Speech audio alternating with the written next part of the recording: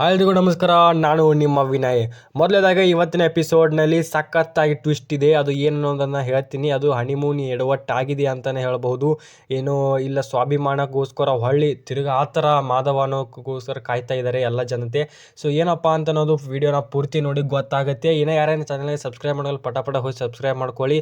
And ಇದೇ ಥರ ವೀಡಿಯೋನು ಕೂಡ ಬಿಡ್ತಾ ಇರ್ತೀನಿ. ನೋಟಿಫಿಕೇಶನ್ ಬೆಲ್ ಕೂಡ ಆನ್ ಇಡಿ. ವೀಡಿಯೋನ ಸ್ಟಾರ್ಟ್ ಮಾಡೋಣ ಬನ್ನಿ.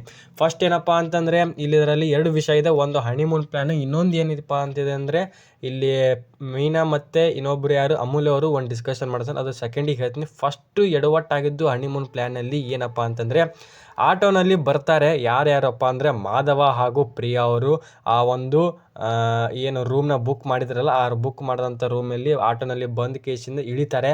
ಇಳಿದಾದ್ಮೇಲೆ 5,000 3 ದಿನಕ್ಕೆ ಅಂತ ಹೇಳಿರೋದು ಮಾವರಿಗೆ. ಯಾರಪ್ಪ ಅಂತಂದರೆ ಅದು ಪ್ರಿಯಾ ಅವರು. ಅದು ಆದರೂ ಯಾರು ಪ್ರಿಯಾ ಅವರು ಮೀನಾಗೆ ಆದರೂ ಕೂಡ ಡೌಟ್ ಇತ್ತು, ಇದು 5,000 ಆಗಿರಲ್ಲ ಅಂತ.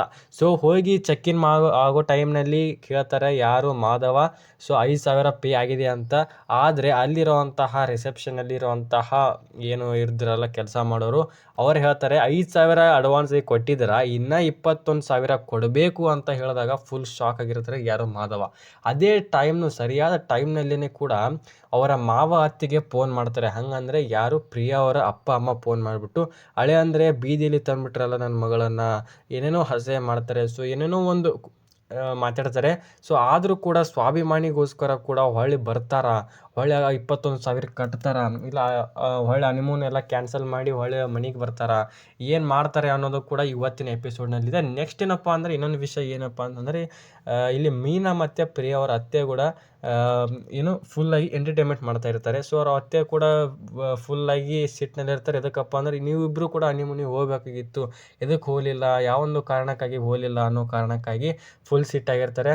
ಇವರು ಅದಕ್ಕೊಂದು ಕಾರಣ ಕೊಡಿ, ಏನು ಎದಕ್ಕೆ ಹೋಗಲಿಲ್ಲ ನೀವಿಬ್ಬರು, ಒಬ್ಬರೇ ಹೋದರು ಮಾಧವ ಮತ್ತು ಪ್ರಿಯಾ ಅಂತ ಹೇಳಿದಾಗ, ಸೊ ಅವರಿಬ್ಬರು ನನಗೆ ನಕ್ಕೋತ ಎಂಟರ್ಟೈನ್ಮೆಂಟ್ ಕೊಡ್ತಾ ಇರ್ತಾರೆ ಅತ್ತೆಗೆ.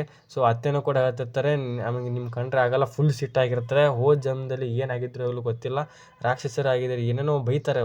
ಓಕೆ, ಸುಮ್ಮನೆ ಮಜಾಕಿ ಬೈತಾರೆ. ಆದರೂ ಕೂಡ ಲಾಸ್ಟಾಗಿ ಎಲ್ಲ ನಡಿತೈತಿ, ಎಲ್ಲ ಈಗ ಮೊದಲಿನ ಗತ್ಲೆ ಇರಲ್ಲ. ಸೊ ಆಮೇಲೆ ಅದಕ್ಕೆ ನೀವು ಕಾರಣ ಕೊಡಿ ಅಂತ ಹೇಳಿದಾಗ ಈಗ ಎಪಿಸೋಡ್ನಲ್ಲಿದೆ.